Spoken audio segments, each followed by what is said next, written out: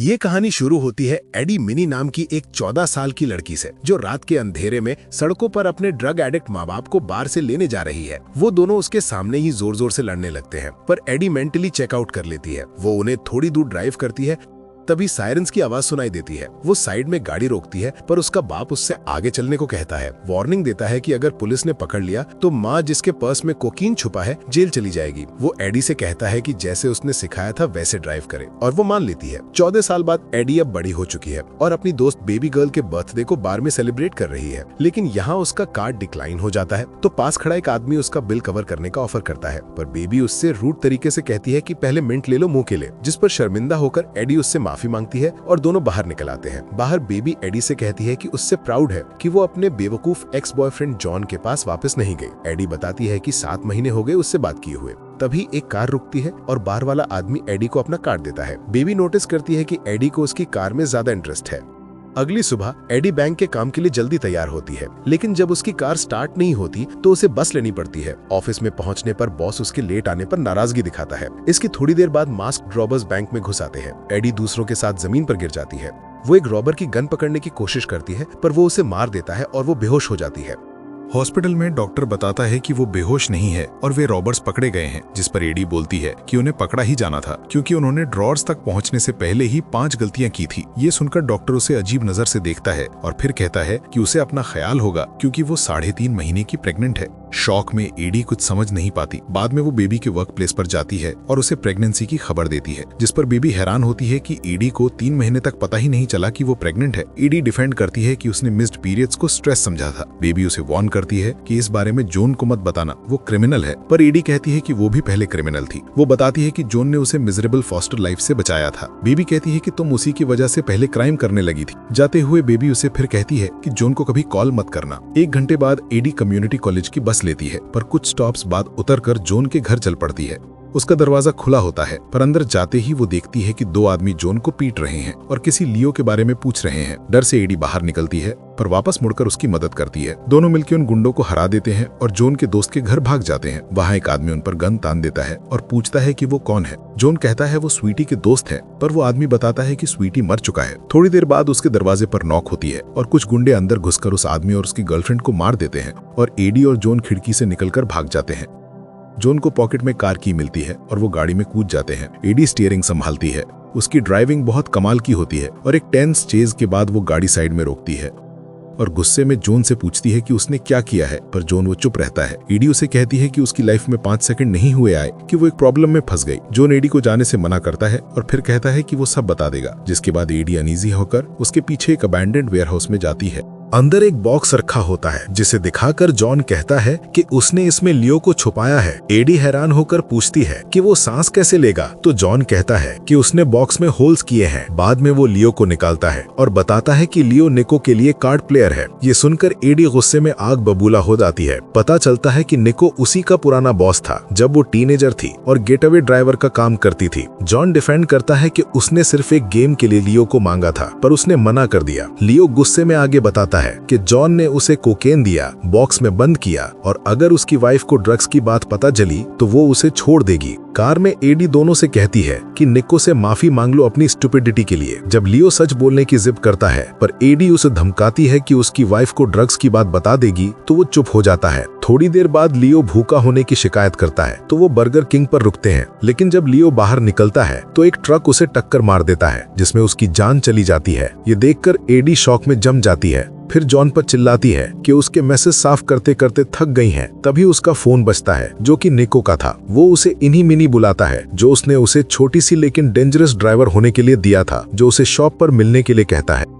Shop पर निको casually मिलता है और कहता है कि कितने साल हो गए। ईडी कहती है 7 साल। जब जॉन कैंडीज उठाता है तो निको उसे डांट देता है। जॉर्ज, उसका राइट हैंड, उसे शांत करता है, कहता है डीप ब्रेथ लो वरना स्ट्रोक आ जाएगा। निको मुस्कुराता है और कहता है कि जॉर्ज उससे हेल्थ का ख्याल रखने को कहता रहता है, पर एडी सीधा पूछती है क्या चाहिए, जिससे निको की स्माइल गायब हो जाती है। वो बताता है कि जॉन का आखिरी मिशन डिजास्टर था और उसने घर स्काउट करने का ऑर्डर नहीं माना। निको कहता है कि लियो ने उनके लिए $7 लाख कमाए थे और अभी उसके 4 साल बाकी थे, पर जॉन की वजह से वो मारा गया। जॉन पर पहले ही नीको का 30 लाख का कर्ज था, तो नीको कर्ज को उतारने के लिए उसे एक रास्ता बताता है। वो कहता है कि टोलेडो में एक पोकर टूर्नामेंट है, विनर को 30 लाख रुपए मिलेंगे और वो प्राइज मनी एक कार में होगा। उन्हें बस एक गटअवे ड्राइवर चाहिए कार चुराने के लिए। तब फ्रस्ट्रेटेड एडी कहती है कि पर्म वॉल्टर से पूछ लो, जो एक टाइम पर नीको का ही एक गटअवे ड्राइवर था, पर नीको मना करता है कि पर्म पर उसका कोई कर्ज नहीं है। आखिर में एडी इससे मना कर देती है, जिस पर नीको मान लेता है, पर कैजुअली कहता है कि अगर अगले फ्राइडे तक पैसे नहीं आए तो हेशियन हिटमैन जॉन को मार देगा।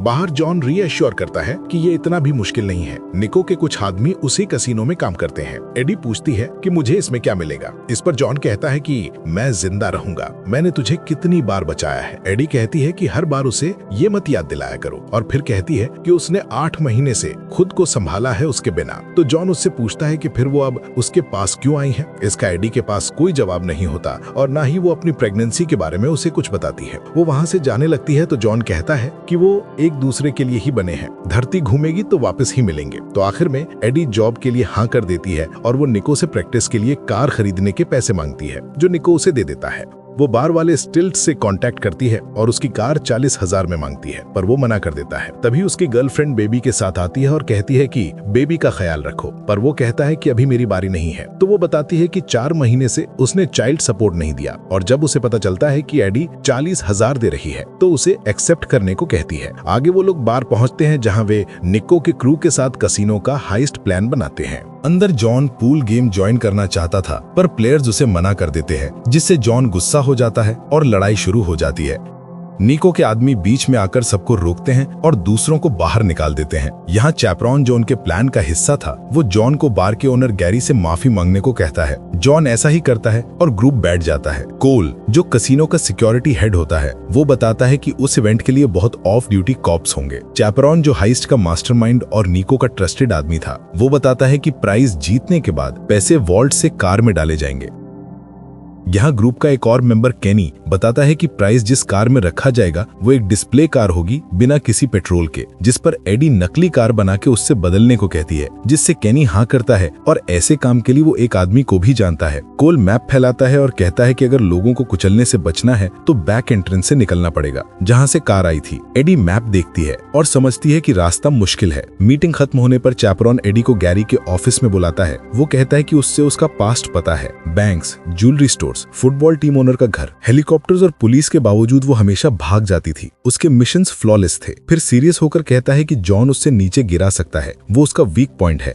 फिर एडी शांत रहकर बताती है कि 15 साल की थी जब जॉन से मिली थी। फॉस्टर फादर ने उससे 2 लोगों को बेचने की कोशिश की, पर जॉन ने आकर उन्हें पीट दिया था। वो ये भी बताती है कि हेलीकॉप्टर्स और स्क्वाड कार्स के बीच जॉन ने स्टीयरिंग संभाली थी, बुलेट से भरी एडी को बैक सीट पर बेहोश देखकर उसकी जान बचाई थी। ये सुन चैपरॉन जॉन को चांस देता है और प्लान आगे बढ़ता है। आगे केनी एक आदमी को पैसा देकर कसिनो की प्राइस कार्ड डिस्ट्रॉय करवा देता है ताकि उन्हें गाड़ी बदलने का टाइम मिल सके।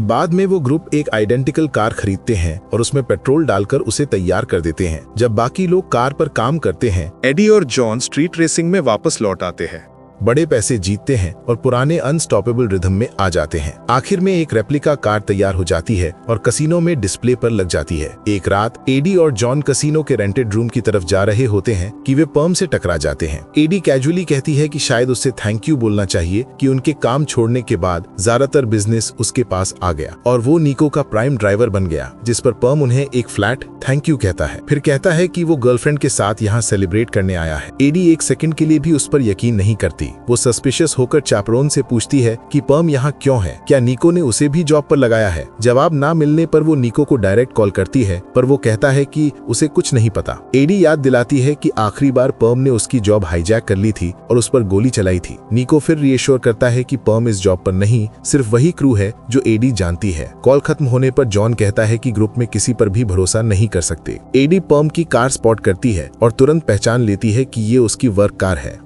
आगे एक बैकअप ड्राइवर की नीड समझकर वो अपने पिता के पास जाती है, जिन्होंने एक दूसरी लेडी से शादी कर ली थी। लेकिन वहां जाने पर वो अपने पिता को व्हीलचेयर पर बैठा देखती है। जॉन अपने आप को पोलाइटली इंट्रोड्यूस करता है और एक छोटी लड़की दौड़ती हुई आती है, जो एडी के पिता की दूसरी बेटी थी। गराज में ईडी के पिता उसे बताते हैं कि अब वो सिर्फ कभी कभी ड्राइव करता है, पर पहले जैसी नहीं। ईडी उन्हें अपना कसीनो वाला प्लान बताती है, कहती है कि जॉन ने उसे ट्रबल में डाल दिया है, उसे एक बैकअप ड्राइवर चाहिए, जिससे उसके पिता मना करते हैं क्योंकि अब उनकी फैमिली है और व्हीलचेयर में उनके लिए ये सब इम्पॉसिबल है। ईडी कहती है कि उसकी वजह से उनकी ये हालत हुई है, पर उसके पिता उसे किसी भी तरह का गिल्ट लेने से मना करते हैं। बाद में ईडी नदी किनारे बैठकर सोच में डूबी रहती है। तभी जॉन आता है। वो पूछती है कि कोई उसके लिए क्यों नहीं बदलता। उसके पिता नहीं फैमिली के लिए बदल गए, जॉन सिर्फ कोर्ट के ऑर्डर पर रिहैब गया। तब जॉन बताता है कि आखिरी रिहैब में उन्हें बोट पर ले गए थे। वहां उससे क्लैरिटी मिली कि वो ईडी के साथ रहना चाहता है। जहां जब उसने पानी में जंप किया था तो उसे डूबते वक्त ईडी का चेहरा दिखा था।